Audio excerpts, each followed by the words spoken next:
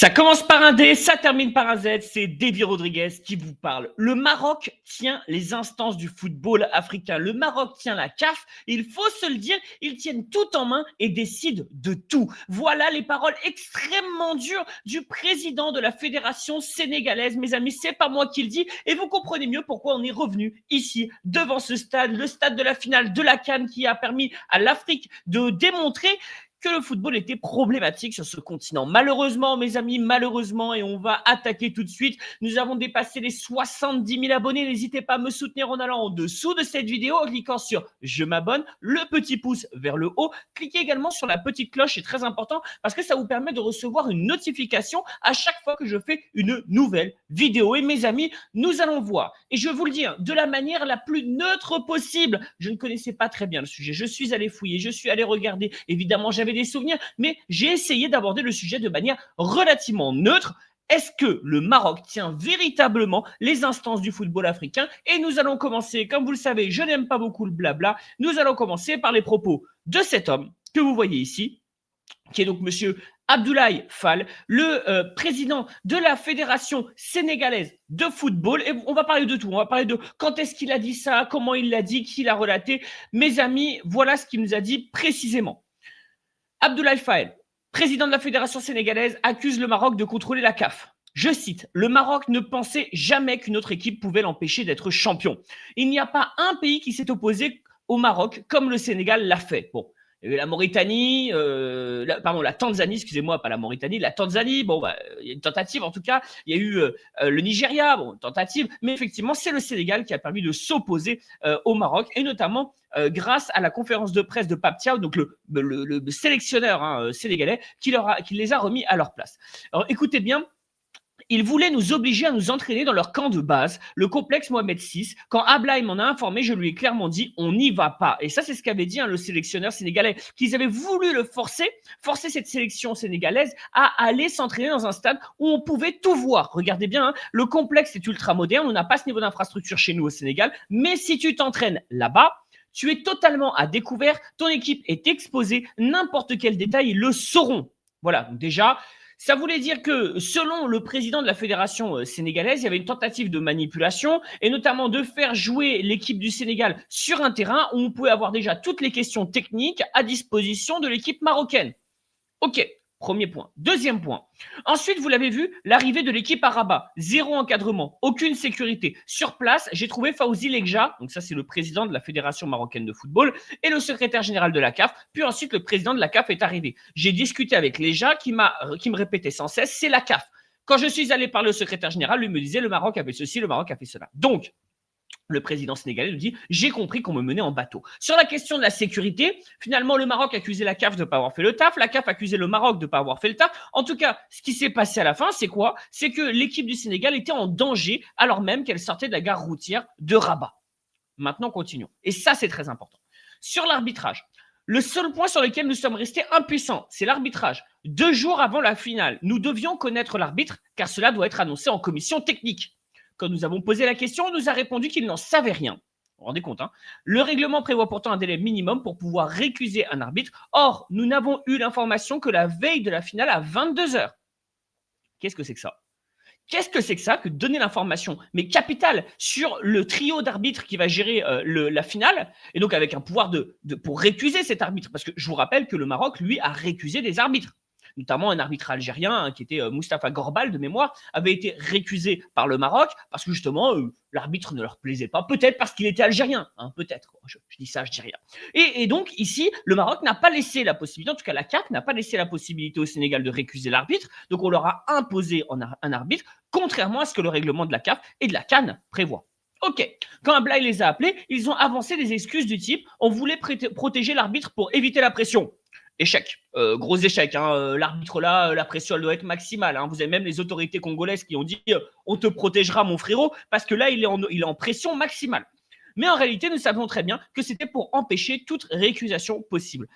Pendant la finale, nous avons déjà préparé une lettre de protestation et de récusation. Durant le match, nous avons envoyé la lettre à la CAF alors que nous étions encore au stade. Bah ouais, t'as pas trop le choix, quoi. Jamais un pays ne s'était autant opposé au Maroc parce que ce sont eux qui ont la vice-présidence de la CAF, ça on va en parler, hein, des organisations, et qu'est-ce qu'ils font à l'intérieur de la CAF?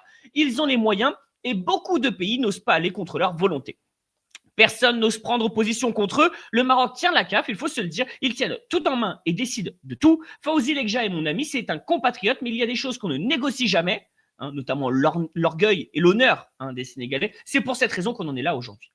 Voilà les propos du président de la Fédération sénégalaise. Autant vous dire que ça a fait boum, boum, boum, boum, boum, boum lorsqu'on a entendu ça. C'est extrêmement violent.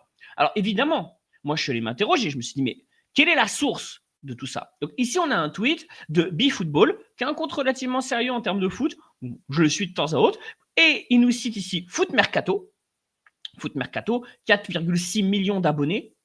Ok, donc on est sur un truc plutôt sérieux, mais ça me suffisait pas. Je me suis dit, ça me suffit pas. Moi, je suis pas un journaliste en carton, tu vois. Je travaille pas sur Jeune Afrique. Désolé pour la petite vanne. Je travaille pas sur Jeune Afrique, donc je vais bosser les sujets, tu vois. Donc je suis allé chercher quelle était la source. Alors la source, mes amis, c'est cet article qu'on voit très mal d'ailleurs, mais sans doute à cause de l'affichage du site, et qui est écrit, on le voit ici, par contre ça je peux vous le zoomer, par un certain Hanif Ben Berkan. Et je me suis dit, mais qui est ce Hanif Ben Berkan? Je me suis dit, ça se trouve, c'est un Algérien, vous vous rendez compte? Ce serait un Algérien qui tape sur le Maroc et ce serait honteux. Et donc, pour éviter ça, je suis allé chercher qui était ce cher Hanif Ben Berkan. Donc, vous le voyez ici. Hanif Ben Berkan, bon, avec une photo relativement neutre, mais quand vous creusez, mes amis, qu'est-ce qu'on trouve? C'est un compte qui ne fait que la publicité de joueurs marocains ou qui parle beaucoup, beaucoup du Maroc. Brahim Diaz, ici. Vous avez ici Youssef En-Nesyri, l'attaquant marocain. On parle ici de Ahomash, pareil, qui joue, qui je crois est d'ailleurs marocain. Bref, vous avez tout du Maroc et vous avez même d'ailleurs une citation voilà, le 360.ma, qui est donc un média ultra pro marocain. On a ici il y avait carrément donc la CAN, il y avait carrément un truc de la Fédération marocaine de football. Vous le voyez ici. Voilà, Fédération royale marocaine de football. Vous le voyez ici. Donc, Hanif Ben Berkan, a priori, c'est un homme qui est plutôt favorable au Maroc, qui doit être d'origine marocaine. Donc, son article, je me dis, si lui, il écrit cet article, vous le voyez ici, le président de la Fédération sénégalaise fait de grosses accusations. Si lui, il écrit cet article, c'est qu'a priori, en plus de ça, on peut imaginer que c'est quelqu'un de très sérieux. Le mec est passé par l'équipe, le journal L'équipe, tu vois, on peut pas dire que voilà. Donc, a priori, c'est quelque chose de sérieux. Je suis allé voir encore plus loin et j'ai retrouvé la vidéo. Et la vidéo, elle est ici sur Internet, vous la voyez. C'est une vidéo qui a été publiée par Sénéweb, un site Internet sénégalais. Donc, on est sur une source très sérieuse, on a carrément la vidéo. Bon. Maintenant, est-ce que ça suffit pour dire que le Maroc tient la CAF? Non, ça suffit pas, tu vois. C'est pas parce que le président de la Fédération sénégalaise de football dit ça qu'il faut l'écouter. Il faut aller étudier tout ça. Donc, je suis allé voir notamment, par exemple, déjà, on va commencer par l'organisation. Donc, qui est le président de la CAF? Ça, on le sait, c'est Motsepe. Mais qui est le vice-président de la CAF? C'était écrit en tout cas, le président de la Fédération sénégalaise l'a dit. C'est Fawzi Lekja. Fawzi Lekja, qui est donc premier vice-président de la CAF. Premier vice-président. Il n'est pas deuxième, il n'est pas cinquième, il n'est pas douzième, il est premier vice-président de la CAF. Ok. Je le laisse là. D'accord. Premier vice-président de la CAF. Donc déjà, il a un poste très important. Est-ce que c'est tout? Non, mes amis. Parce qu'il y a d'autres choses. Et là, à mon sens, ça commence à être beaucoup plus problématique. En plus de ça, le président de la commission d'audit et de conformité de la CAF. D'accord. Le président de la commission d'audit et de conformité, c'est un certain Mohamed Zahazi, qui est donc marocain, vous le voyez ici. Je vous le zoome pour que vous voyez bien, je ne vous mens pas, je vous mets bien les trucs. Voilà, Mohamed Zahazi, c'est la commission d'audit et de conformité. Vous voyez ici le pays, Maroc, d'accord, et il est le président. Sauf que je me suis demandé, mais qu'est-ce que c'est que cette commission d'audit et de conformité? Parce que ça peut être une commission où il vérifie juste si le stade respecte bien les règles. Pas du tout en fait. Quand vous regardez les communiqués, je vous mets par exemple ce communiqué qui dit « La CAF demande à sa commission d'audit et de gouvernance l'ouverture d'une enquête à la suite d'allégations de violation et de ses règlements internes au sein du secrétariat de la CAF. » D'accord. Et on voit ici qu'il parle de M. Mohamed Zahazi. Ici, Mohamed Zahazi. D'accord. Donc, ça veut dire que cette commission, quel rôle elle a?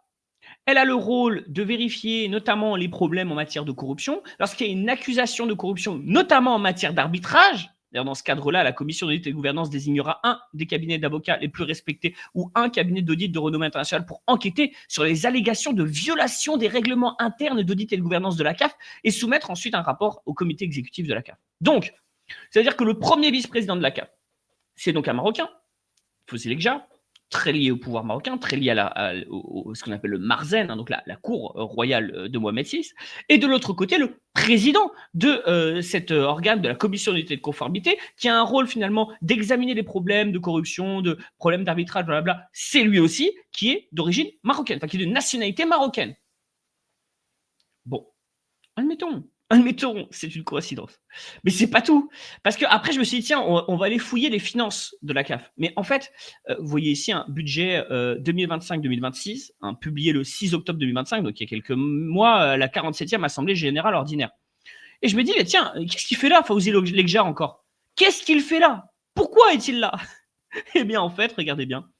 Il a écrit un avant-propos du président de la commission des finances de la CAF. Ok, donc Fawzi Lekja, il est premier vice-président de la CAF, pays organisateur de la CAN, président de la commission des finances de la CAF, et à la commission d'audit et de gouvernance, on a un Marocain qui est Mohamed Zahazi.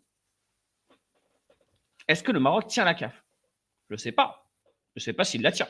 En tout cas, il y a quelques responsabilités qui n'ont pas l'air très bien distribuées. Non, mais il y a suffisamment de pays en Afrique quand même pour qu'au moins le président de la commission d'audit et de gouvernance, il soit, je ne sais pas moi, du Togo. Je ne sais pas, prenez un autre pays. Faites au moins semblant. Là, il y a un problème, manifestement. Tu vois, le premier président, le président de la commission des finances, pays organisateur de la CAN, et en plus de ça, président de la commission d'audit et de gouvernance.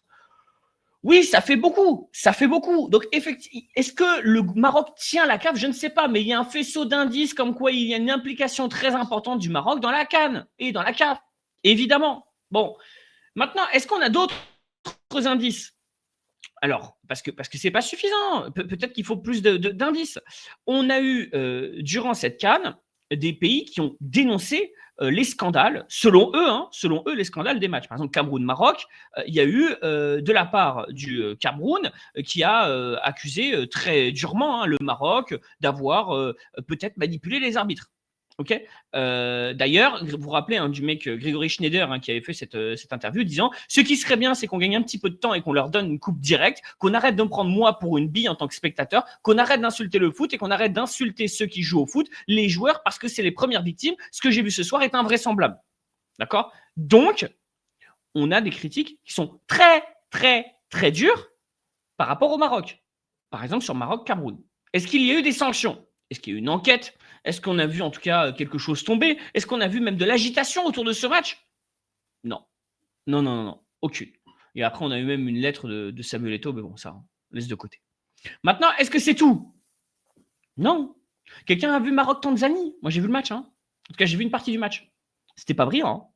Les pénaltys sur la Tanzanie?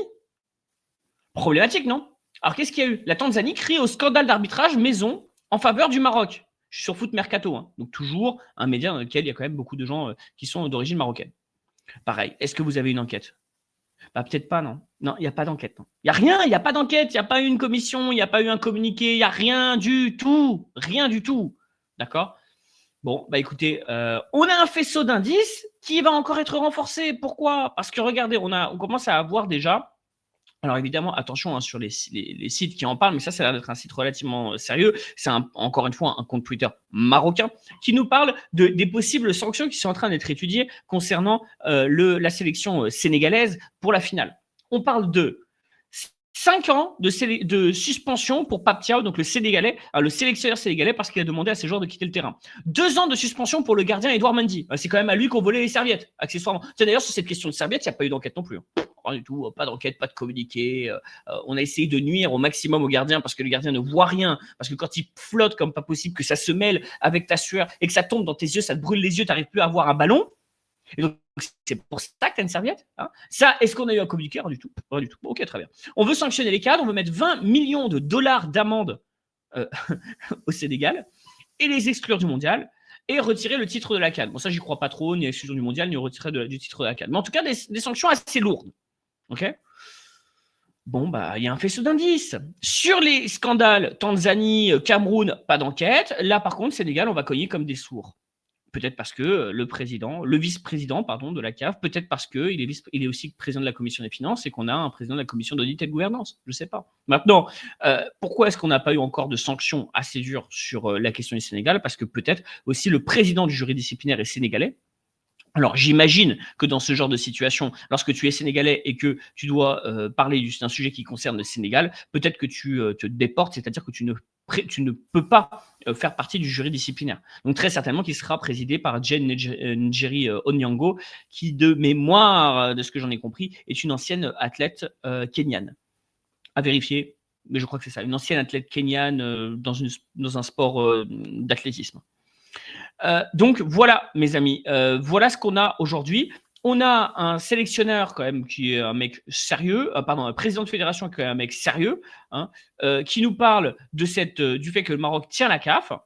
Maintenant, je vous ai donné plein d'éléments qui n'ont pas corroborent, mais en tout cas établissent un faisceau d'indices selon lequel ça pourrait être vrai. Ça pourrait être vrai, mes amis. En tout cas, j'espère. Vous avez remarqué, hein, j'essaye toujours d'être neutre sur ce sujet-là. Moi, j'enquête, je regarde, je vérifie, je vois des faits, je les contraste, je critique les sources, y compris je suis allé voir carrément quelle était la source de ce discours du président de la Fédération sénégalaise pour être sûr. J'ai pas envie de vous dire de bêtises, j'ai pas envie de vous mentir. Voilà. Je suis allé vérifier tout ça. Mes amis, il me semble que c'est un travail qui mérite un peu de remerciement. N'hésitez pas à aller en dessous de cette vidéo, à cliquer sur je m'abonne, à mettre un petit pouce vers le haut et pourquoi pas un commentaire, mes amis, ça me ferait très plaisir. Et n'oubliez pas, ça commence par un D, ça termine par un Z. C'est Davy Rodriguez qui vous parle.